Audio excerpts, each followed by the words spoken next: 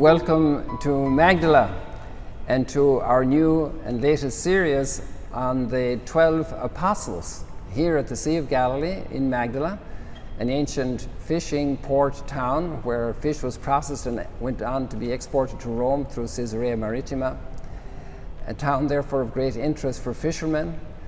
And here we are beside a moored boat ready to go out into the sea. So that's our title, Go Out into the Sea. Duc In Altum. Go out into the deep.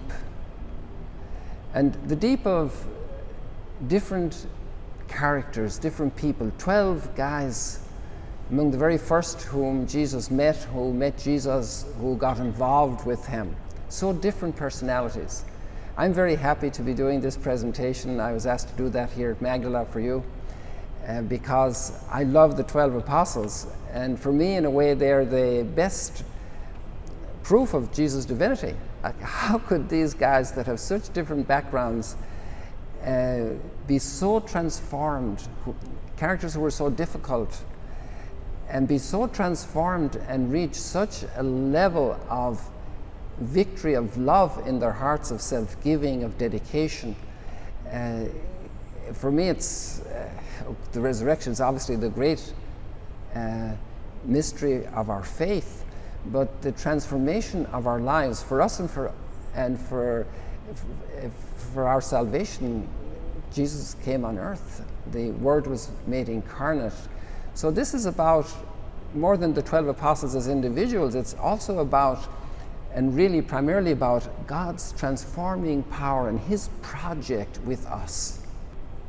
Here at Magdala in Duc In Altum, we're privileged to have 12 extraordinary icons developed by Gerardo, Centeno, a wonderful iconographer from Chile.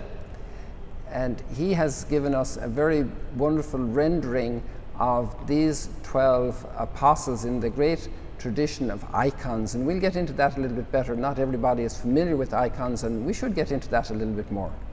One of the thoughts that occurred as we prepared for this series was that each one who will be watching this series will be coming from a different place in their lives, a different moment in their lives, a different circumstance, different relationship fields, and maybe there's some great difficulty in some of the lives of the viewers of this series. Difficulties with somebody at work who's very tough, or very irresponsible, or very unfair. Difficulties with somebody at home. Maybe there's an addiction involved in somebody that's very close to us in our lives, a brokenness, an infidelity. Maybe there's a stubbornness, a closed-mindedness, a narrow view of things. And this contact with these 12 apostles can really enlighten us and open up our hearts to pray, to faith, to see these difficult people as Jesus saw a broken Peter who had denied him 3 times, a tax collector working for the foreign powers, a zealot who was ready to do violence to kick out the foreign powers. This contact can be transformative for our approach to the people who are difficult in our lives and who are part of a project that God continues to do in their lives and in our lives through them. So this is another piece to this experience that's also a grace, and for which we can pray, that we can all pray that everybody who participates in this series will be deeply blessed by grace. I love to contrast the different reactions of people to grace in the scriptures, and we just think maybe one of the biggest contrasts is when the angel Gabriel comes to Zechariah and he refuses to believe.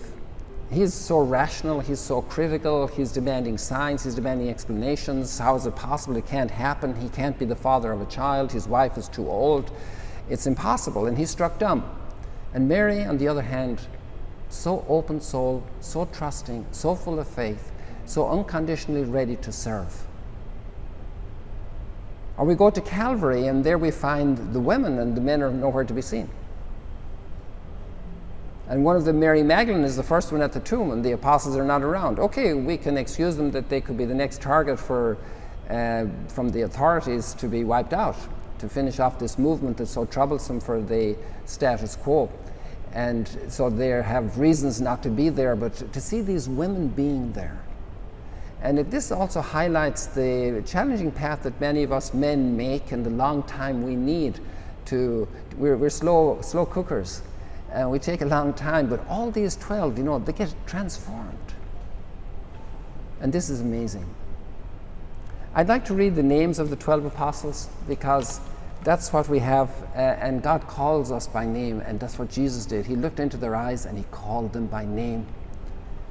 Chapter 10 of Matthew's Gospel, then he summoned his 12 disciples and gave them authority over unclean spirits to drive them out and to cure every disease and every illness. The names of the 12 apostles are these: first Simon, called Peter, and his brother Andrew, James the son of Zebedee and his brother John, brothers, Philip and Bartholomew, friends probably, Thomas and Matthew the tax collector, James the son of Alphaeus, father-son relationship, and Thaddeus, standing there on his own.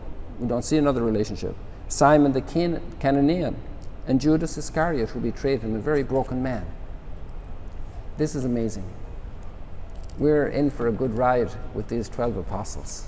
Their transformation is a slow process, and they don't just spend some time with Jesus.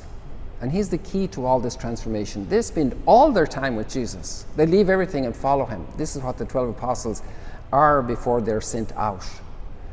And they're contemplating Jesus, they're seeing him, they're watching him, they're taking cues from him, they're being transformed also by his reactions, and they're learning that wisdom of not being violent, of not retaliating, of not taking revenge, of leaving space for others, of God's mercy, of trust and providence.